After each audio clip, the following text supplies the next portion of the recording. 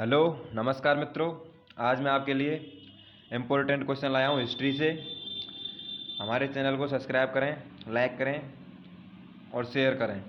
हमारे चैनल का नाम है कंप्लीट जीके ज्ञान 2.0। ठीक है मित्रों, आपके सामने पहला प्रश्न है, एक ही कब्र में 3 मानव कंकाल निकलने वाले साक्ष्य कहाँ से प्राप्त हुए हैं? तो एक ही कब्र में 3 मानव कंकाल तो ये मिले हैं दमदमा प्रतापगढ़ यूपी से। ठीक है मित्रों, अगला प्रश्न, विंध्य क्षेत्र के किस जगह से सर्वाधिक मानव कंकाल मिले थे? तो ये मिले थे लेखरिया से। अगला प्रश्न, the root of ancient India के लेखक कौन है? तो ये हैं डब्ल्यू ए फेयर सर्विस। कौन है? W a fair service. अगला प्रश्न, विक्रमशिला की स्थापना किसने करवाई थी? तो ये करवाई थी धर्मपाल ने। अगला प्रश्न, कलिंग युद्ध का विवरण अशोक के किस अभिलेख में मिलता है? तो ये मिलता है 13वें अभिलेख में मिलता है। अगला प्रश्न, कौन से इतिहासकार सिकंदर के साथ भारत आए थे? ये आए थे कार्टियस, प्लूटार्क, एरियन जस्टिन, निरियाकस। अगला प्रश्न, द हिस्ट्रीज पुस्तक के लेखक कौन थे? तो ये थे हेरोडोटस। कौन थे? हेरोडोटस। अगला प्रश्न, रंडगर्भ धार्मिक कार्य किस शासक ने करवाया था? तो ये करवाया था दंती दुर्ग ने। किसने करवाया था? दंती दुर्ग ने। अगला प्रश्न, किस अभिलेख में अशोक का नाम अशोक मिला था? अशोक का नाम अशोक मिला था, ये मिला था महास्की एवं गुर्जरा अभिलेख में। अगला प्रश्न, सुदर्शन झील का जीर्णोद्धार किसके द्वारा करवाया गया था? तो यह करवाया गया था रुद्रामन प्रथम द्वारा। अगला प्रश्न, गौतम बुद्ध द्वारा बुद्ध धर्म में दीक्षित किए जाने वाला अंतिम व्यक्ति कौन था? तो ये था सुभट्ट। कौन था? सुभट्ट। अगला प्रश्न, महात्मा बुद्ध ने सर्वाधिक उपदेश किस स्थान पर दिए थे? तो ये दिए थे श्रावस्ती में। अगला प्रश्न, किस शासक के सिक्कों पर बुद्ध का अंकन मिलता है? तो ये मिलता है कनिष्क। कनिष्क के सिक्कों पर बुद्ध का अंकन मिलता है।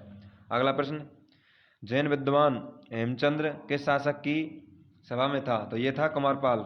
ठीक है मित्रों, अगला प्रश्न, प्रसिद्ध चीनी यात्री वेनसांग किसके शासनकाल में भारत आया था?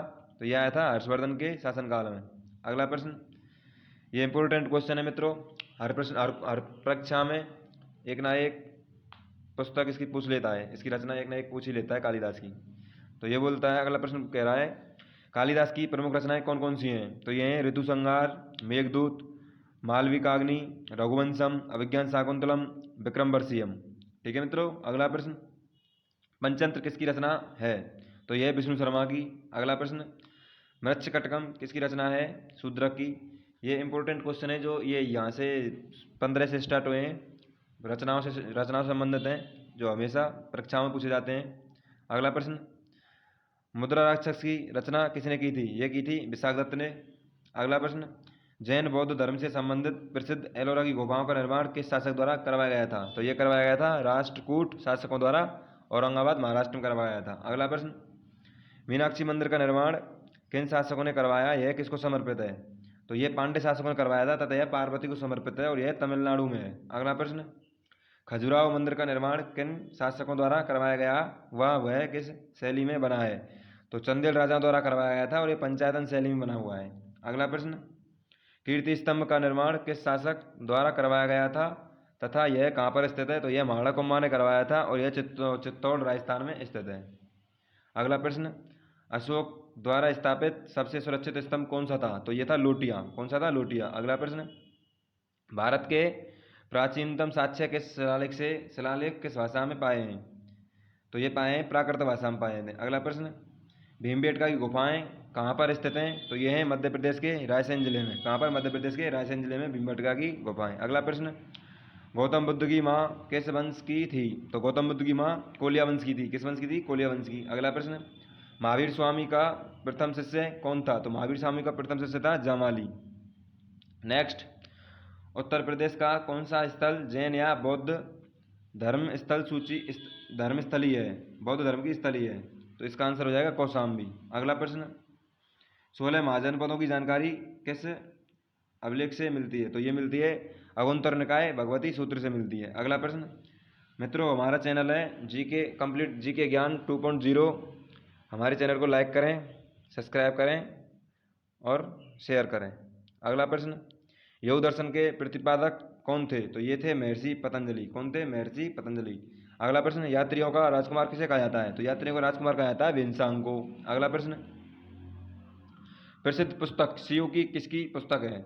तो यह चीनी यात्री वेन्सांग की पुस्तक है, सीयू की। अगला प्रश्न, कांचीपुरम के मंदिर निर्माण कर्ता कौन थे? तो ये थे पल्लव, चेन्नई तमिलनाडु में है जो पल्लव, कांचीपुरम चेन्नई तमिलनाडु में। अगला प्रश्न, उड़ीसा के कोंकण मंदिर का निर्माण किसने करवाया? तो ये करवाया था नरसिंह देव ने। किसने करवाया था? नरसिंह देव ने। अगला प्रश्न, कोणार्क सूर्य मंदिर का निर्माण मंदिर कहाँ स्थित है? तो यह है उड़ीसा में कोणार्क सूर्य मंदिर। ये 10 रुपये के नोट पर भी छपा हुआ है, कोणार्क का सूर्य मंदिर। अगला प्रश्न, देलवाड़ा के जैन मंदिर का निर्माण किस शासक ने करवाया था? यह करवाया था बिमल शाह ने। अगला प्रश्न, अष्टाध्यायी के लेखक कौन है? इंपॉर्टेंट क्वेश्चन है दोस्तों। अष्टाध्यायी के लेखक कौन है? ये है पाणिनि।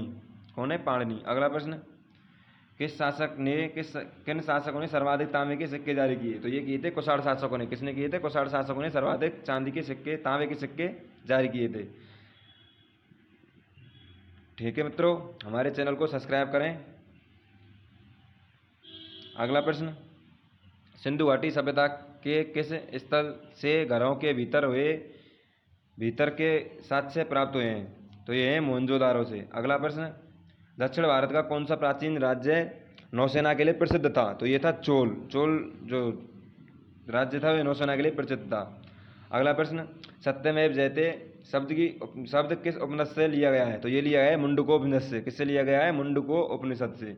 अगला प्रश्न, प्राचीन काल में किस वंश का शासन स्वर्ण काल कहा जाता है? तो ये कहा जाता है गुप्त काल का शासन। अगला प्रश्न, जैन धर्म के भगवान गौतमेश्वर की 57 फीट ऊंची मूर्ति कहाँ स्थित है? तो यह श्रवणबेलगोला, कर्नाटक। कहाँ है? श्रवणबेलगोला, कर्नाटक। अगला प्रश्न, प्रथम बौद्ध संगति की अध्यक्षता किसने की? तो ये की थी महाकश्यप ने। किसने की थी? महाकश्यप ने। अगला प्रश्न, राजतरंगिणी किसकी रचना है? इंपॉर्टेंट क्वेश्चन है मित्रों। राजतरंगिणी किसकी रचना है? यह है कल्लड़गी। किसकी है? कल्लड़गी। अगला प्रश्न, भारतीय दर्शन के प्रारंभिक शाखा कौन सी थी? तो ये थी सांख्य शाखा। कौन सी शाखा थी? सांख्य शाखा थी। अगला प्रश्न, शून्यता के सिद्धांत पर प्रतिपादन किसने किया? तो ये किया था नागार्जुन ने किया था शून्यता के सिद्धांत पर। अगला प्रश्न, किस वेद का संकलन ऋग्वेद पर आधारित है?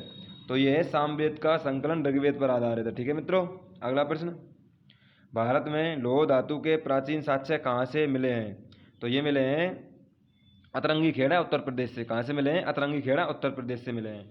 ठीक है मित्रों, अगर आपने हमारा चैनल सब्सक्राइब नहीं किया है तो सब्सक्राइब करें, लाइक करें और शेयर करें। धन्यवाद मित्रों वीडियो देखने के लिए। अगली वीडियो आपके लिए कल आ जाएगी।